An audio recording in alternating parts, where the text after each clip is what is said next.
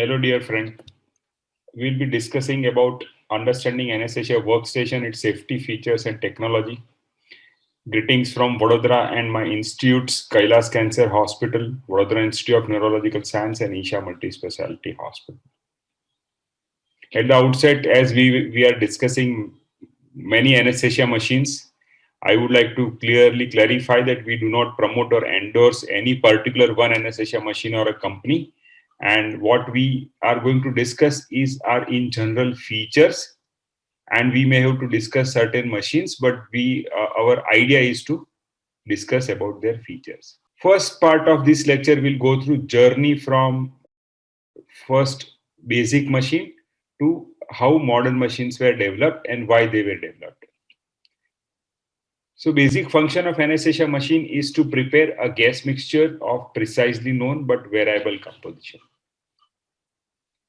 So it receives compressed gas from their supply, create a safe gas mixtures of known composition and flow rate, and deliver a gas mixture to a patient at a safe pressure.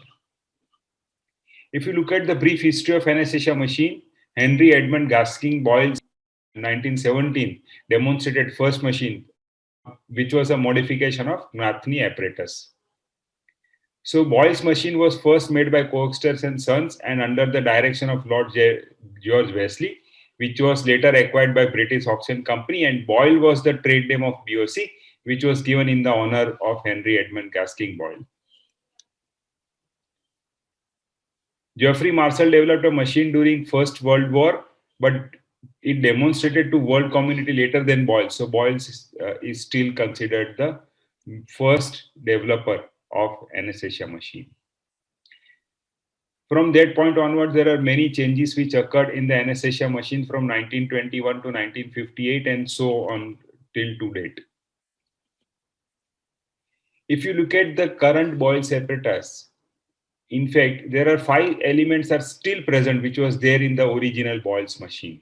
A high pressure gas supply, high pressure gauge on oxygen cylinder with pressure reducing valve, flow meter, metal glass vaporizer bottle for the ether, and the breathing system. In fact, part of it is still part of our recent anesthesia workstation. There are 3 pressure system, as you probably all of you know. The high pressure system comes from the oxygen cylinder and the nitrous cylinder supply. They go through a yoke to a pressure regulator from where the pressure is reduced to 45 to 50 psi. The pipeline supply, which directly comes at 45 to 50 psi, is actually part of an intermediate pressure system, which is 45 to 50. From that point to, it is reduced at low pressure at the flow meters. And from flow meters onwards, it is low pressure system. The hanger yoke assembly, which houses the oxygen cylinder, is still part of the anesthesia machine and modern workstation. It has a retaining screw which holds the bottle. It has a pin index system which is built to prevent wrong cylinder attachment.